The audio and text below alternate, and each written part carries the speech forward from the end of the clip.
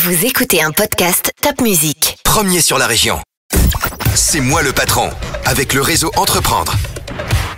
Eh bien, amis auditeurs du podcast C'est moi le patron sur Top Music, un nouveau podcast avec ce matin C'est moi le patron, un entrepreneur, c'est Geoffrey Yegley. Geoffrey Yegley qui a 32 ans et qui a créé une société qui s'appelle ARA. Bonjour Geoffrey. Bonjour Alain, merci pour l'invitation.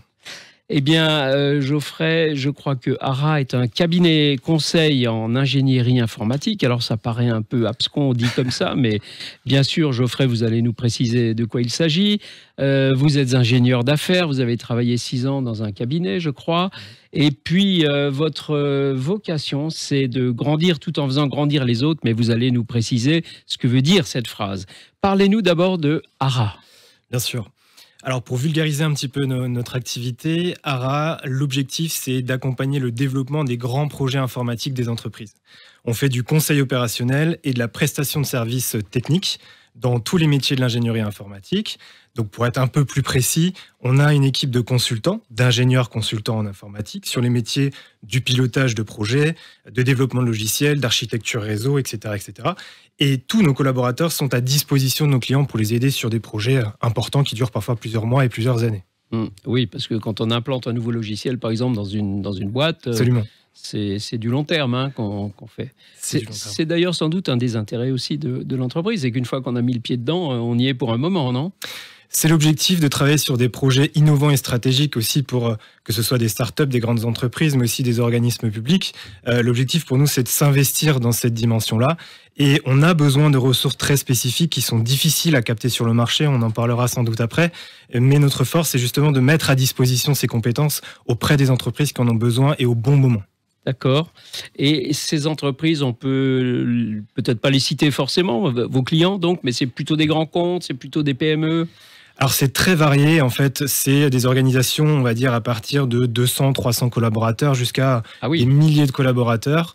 Et c'est donc déjà de la grosse PME. C'est déjà de la grosse PME, effectivement. L'objectif, c'est de pouvoir scaler à un moment pour pouvoir passer à une autre organisation plus efficace. D'accord. J'imagine qu'il y a de la concurrence sur ce marché. Il y a de la concurrence sur ces marchés. Il y a de la concurrence pour conquérir des clients, mais aussi de la concurrence pour attirer les talents chez vous, pour les mettre à disposition des autres, si je comprends bien. Tout à fait. Chacun, je pense, a ses spécificités en termes d'offres ou en termes de capacité de recrutement et de mise à disposition de compétences. Et c'est là où on a aussi souhaité créer une différenciation. D'accord. C'est quoi cette différenciation ? Cette différenciation, elle est liée à notre engagement. On a souhaité être une entreprise utile, avec une dimension supplémentaire puisqu'on est une entreprise à mission dans nos statuts juridiques.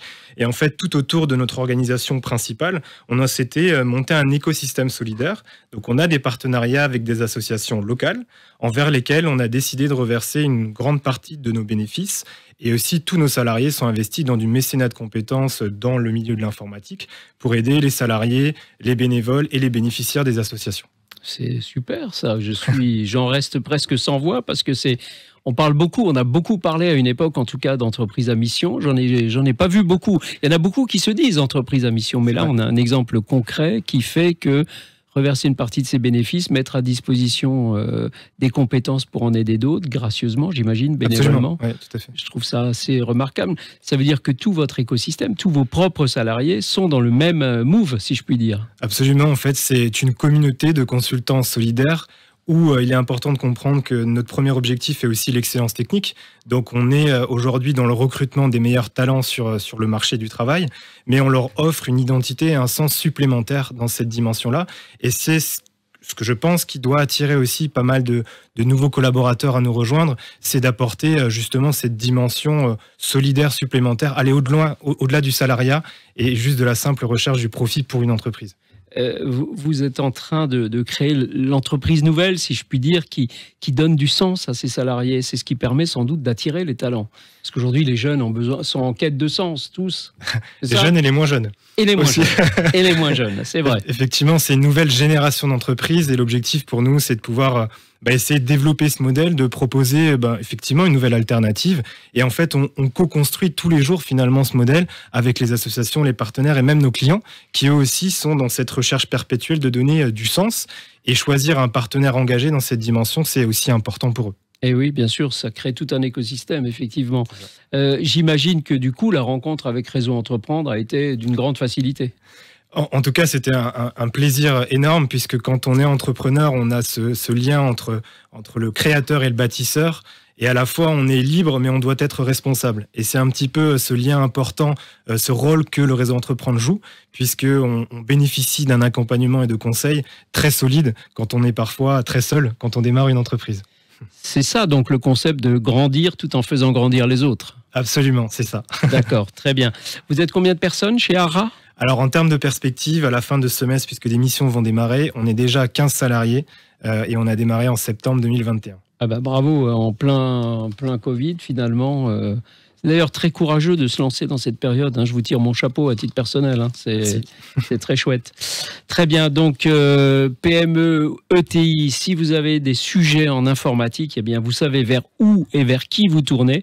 C'est l'entreprise ARA, ça s'écrit H-A-R-A. Vous irez voir sur Internet. Geoffrey Yeglet est là pour vous conseiller, pour vous amener les compétences qu'il faut. Et puis, c'est une entreprise à mission, c'est une entreprise solidaire.